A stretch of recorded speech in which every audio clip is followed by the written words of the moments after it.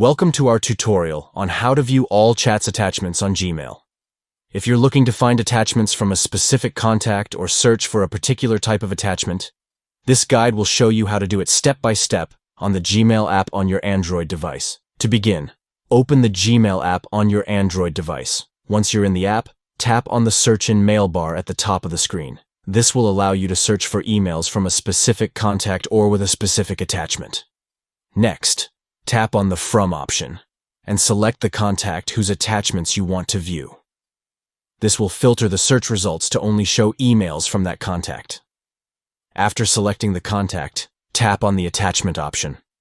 This will display a list of all the attachments in the selected emails. To further narrow down your search, you can select the type of attachment you're looking for from the menu. For example, if you're looking for a PDF file, you can select the PDF option from the menu. This will show you all the emails with PDF attachments from the selected contact. And that's it.